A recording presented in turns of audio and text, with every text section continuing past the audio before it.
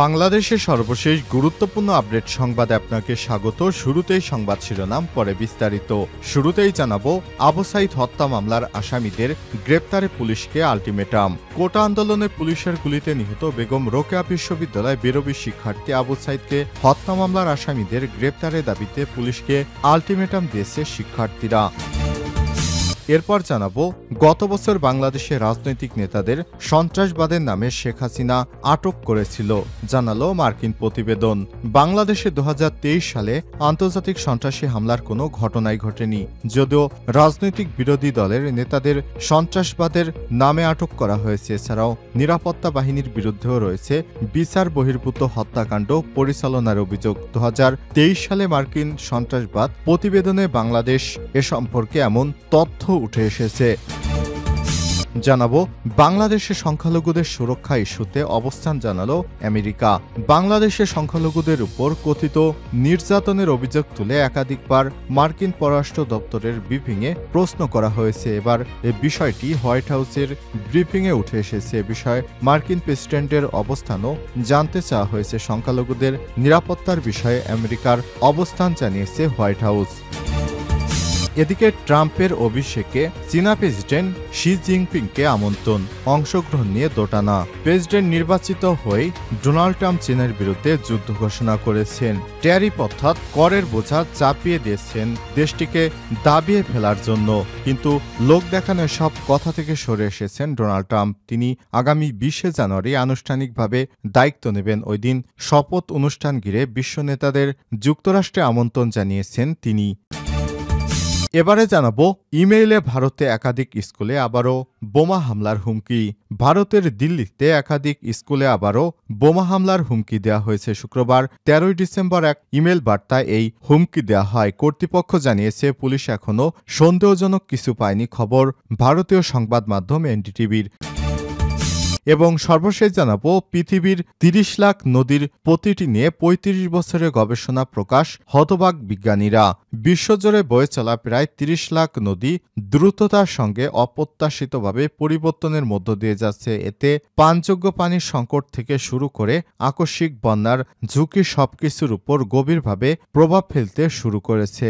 নতুন এক গবেষণায় এমন তথ্য উঠে এসেছে। প্রিয় দর্শক, এতক্ষণ শুনছিলেন সংবাদ শিরোনাম, এবারে বিস্তারিত। তবে তার আগে বন্ধুরা, অনুরোধ থাকবে সংবাদটিতে একটি লাইক দিন। এই চ্যানেলে আপনি নতুন হয়ে থাকলে আমাদের সংবাদটি দেখতে দেখতে চ্যানেলটি সাবস্ক্রাইব করে রাখুন। কমেন্ট করে বন্ধুরা আপনার মূল্যবান মতামত জানিয়ে দিন আপনি বিশ্বের কোন দেশ থেকে বা বাংলাদেশের কোন স্থান থেকে আমাদের সংবাদটি দেখছেন এবং শুনছেন। এবারে বিস্তারিত। আবু সাইদ হত্যা মামলার আসামিদের গ্রেপ্তারে পুলিশকে আলটিমেটাম। কোটা আন্দোলন পুলিশের গুলিতে নিহত বেগম রোকেয়া বিশ্ববিদ্যালয় বেরোবি শিক্ষার্থী আবু সাইদকে হত্যা মামলার আসামিদের গ্রেপ্তারের দাবিতে পুলিশকে আলটিমেটাম দিয়েছে শিক্ষার্থীরা। বৃহস্পতিবার 12 ডিসেম্বর বিকাল 4টায় বিশ্ববিদ্যালয় প্রধান ফটকের সামনে শহীদ আবু সাইদ হত্যার বিচারের দাবিতে এক মানববন্ধনের আয়োজন করা হয়। এতে বিভিন্ন বিভাগের শতাধিক শিক্ষার্থী অংশগ্রহণ করেন। তাদের দাবি, এই হত্যাকাণ্ডের সঙ্গে জড়িত পুলিশ সদস্যরা ধরাছোঁয়ার বাইরে রয়ে গেছে। পুলিশ তাদের গ্রেপ্তার করছে না। মামলার আসামিদের আইনের আওতায় না এনে দীর্ঘসূত্রিতা তৈরি করতে চাইলে আন্দোলন গড়ে তোলার হুঁশিয়ারি দেন তারা। বৈষম্যবিরোধী ছাত্র আন্দোলনে মহানগর সদস্য সচিব রহমত আলী বলেন, আবু সাইদ হত্যায় জড়িতদের পুলিশ সদস্যদের দ্রুত গ্রেপ্তার না করলে সংগ্রামী ছাত্র জনতা রংপুরে পুলিশকে মেনে নেবে না। এই হত্যাকাণ্ড পুলিশ সন্ত্রাসীদের গ্রেপ্তার করা না হলে রংপুরের মাটিতে কোনো পুলিশেরই জায়গা হবে না, তাদের অবাঞ্ছিত ঘোষণা করা হবে। বৈষম্যবিরোধী ছাত্র আন্দোলনের সমন্বয়ক বাংলা বিভাগের শিক্ষার্থী শামসুর রহমান সুমন বলেন, এ মানববন্ধন থেকে হুঁশিয়ারি করে দিতে চাই, দ্রুত আসামিদের গ্রেপ্তার করা না হলে পুলিশের বিরুদ্ধে কঠোর কর্মসূচি দিতে বাধ্য হবে সাধারণ শিক্ষার্থীরা।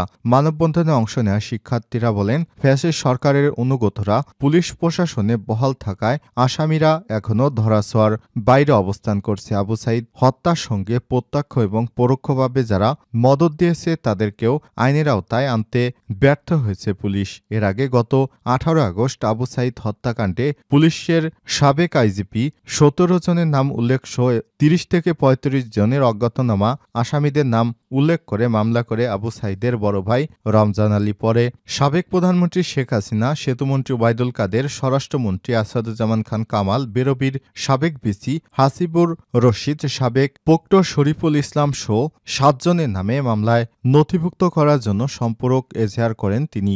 আদালতের আদেশে তাদেরও ওই মামলায় নামীয় এজাহারভুক্ত আসামি হিসেবে অন্তর্ভুক্ত করা হয়। এছাড়াও রংপুর মহানগর পুলিশের এএসআই আমির হোসেন, কনস্টেবল সুজন চন্দ্র রায়, পুলিশের সাবেক মহাপরিদর্শক চৌধুরী আবদুল্লাহ আল মামুন ও বেরবির সাবেক প্রক্টর শরীফুল ইসলামকে গ্রেপ্তার করেছে পুলিশ। গত বছরে বাংলাদেশের রাজনৈতিক নেতাদের সন্ত্রাসবাদের নামে আটক করা হয়েছে। মার্কিন প্রতিবেদন।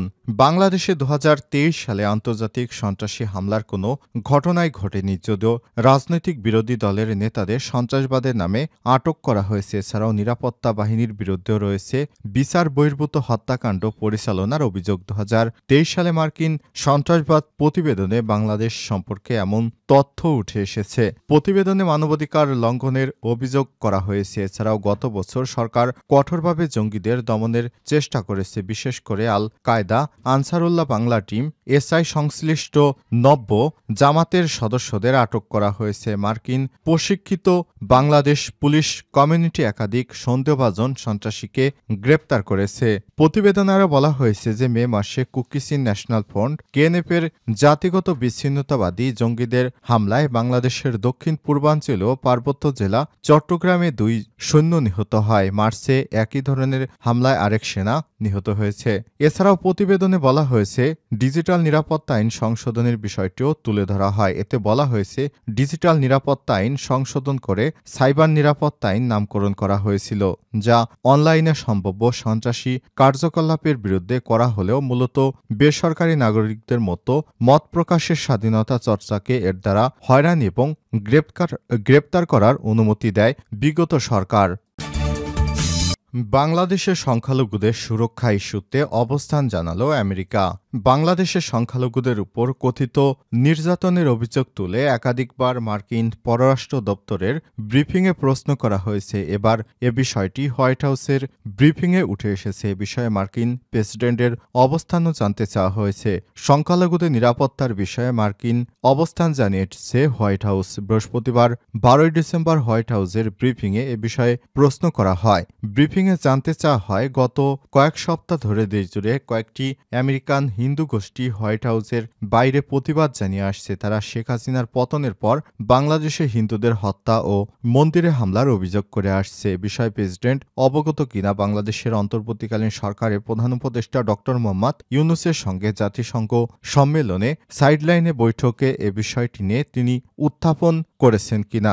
বিষয়টি হোয়াইট হাউসে জাতীয় নিরাপত্তা কাউন্সিলের স্ট্র্যাটেজিক কমিউনিকেশন পরিচালক অ্যাডমিরাল জন কির্বি বলেন, আমরা বিষয়টি অত্যন্ত গভীরভাবে পর্যবেক্ষণ করছি। এমনকি প্রেসিডেন্টও বিষয়টি গভীরভাবে পর্যবেক্ষণ করছে। এ সময় তিনি আরও বলেন, সাবেক প্রধানমন্ত্রী শেখ হাসিনার পতনের পর বাংলাদেশের নিরাপত্তা পরিস্থিতি অত্যন্ত জটিল হয়ে পড়েছে। আমরা চ্যালেঞ্জ মোকাবিলা করার জন্য তাদের আইন প্রয়োগকারী এবং নিরাপত্তা পরিষেবার সক্ষমতা বাড়াতে অন্তর্বর্তীকালীন সরকারের সঙ্গে ঘনিষ্ঠভাবে কাজ করছি। কির্বি বলেন, আমরা বাংলাদেশি নেতাদের সঙ্গে আমাদের আলোচনার সময় ধর্মীয় এবং জাতিগত সংখ্যালঘুদের সুরক্ষার বিষয়টি যে অত্যন্ত গুরুত্বপূর্ণ তা স্পষ্ট করে উল্লেখ করেছি।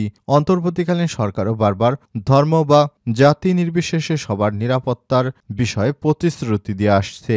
এর আগে মঙ্গলবার ১০ ডিসেম্বর মার্কিন পররাষ্ট্র দপ্তরের ব্রিফিংয়ে ভারত বাংলাদেশের সহকারী হাইকমিশনে হামলার বিষয়ে প্রশ্ন করা হয়। ব্রিফিংয়ে জানতে চাওয়া হয়, ভারতের পররাষ্ট্র সচিব বাংলাদেশে সফর করেছেন। বাংলাদেশ ও ভারতের উভয়ই ভারতের অভ্যন্তরে বাংলাদেশের একটি কূটনৈতিক মিশনের সহিংস হামলার বিষয়ে উদ্বেগ প্রকাশ করেছে। এ হামলার ঘটনা এবং বাংলাদেশকে কেন্দ্র করে ভারতকে ক্রমবর্ধমান আগ্রাসী বক্তব্য নিয়ে আপনাদের কোনো মন্তব্য আছে কিনা জবাবে পররাষ্ট্র দপ্তরের মুখপাত্র ম্যাথু মিলার বলেন, আমরা চাই শান্তিপূর্ণভাবে সব পক্ষ তাদের মধ্যকার বিরোধ সমাধান করবে।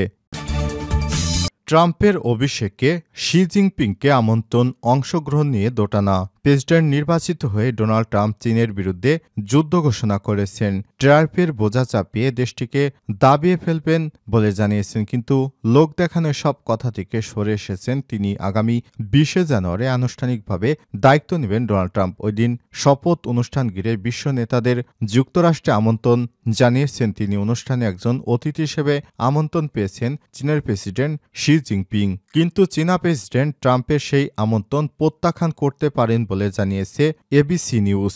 মার্কিন এই গণমাধ্যম বলছে, শপথ অনুষ্ঠানে যোগ দেওয়া শি জিনপিং এর কাছে অনেক বেশি ঝুঁকিপূর্ণ, আর এই অনুষ্ঠানে যোগ দিলে যে দুই দেশের মধ্যে সম্পর্ক ভালো হবে সেটা নিশ্চয়ই নয়। ট্রাম্পের ভবিষ্যৎ প্রেস সেক্রেটারি ক্যারোলিন লেভিট শপথ অনুষ্ঠানে শি জিনপিং এর আমন্ত্রণের বিষয়টি নিশ্চিত করেছেন, তবে ওয়াশিংটনে চীনা দূতাবাস এ নিয়ে কিছু জানায়নি। যদিও বিশ্লেষকেরা বলছেন শি জিনপিং আসবে না বলেই মনে হচ্ছে, কারণ অতিথি তালিকায় তাইওয়ানের প্রেসিডেন্টও থাকতে পারেন। এবার মার্কিন রাজনীতিবিদদের উপস্থিতিতে শি জিনপিংকে নিশ্চিতভাবেই অস্বস্তিতে ফেলবে। এছাড়াও ট্রাম্প তো চীনা পণ্যের উপর 60% ট্যারিফ আরোপের ঘোষণা দিয়েই রেখেছেন। সেক্ষেত্রে শি জিনপিং যদি ওই অনুষ্ঠানে যোগ দেন তাহলে তা হবে বোকামি, আর বেইজিং এটা মেনে নেবে না। আবার চীনা নেতার সম্মান ও নিরাপত্তা নিয়ে দেশটিতে কর্মরত কর্মকর্তারা বারবারই সচেতন, তাই তারাও এ নিয়ে রাজি হবে না বলেই মনে করছেন বিশ্লেষকেরা।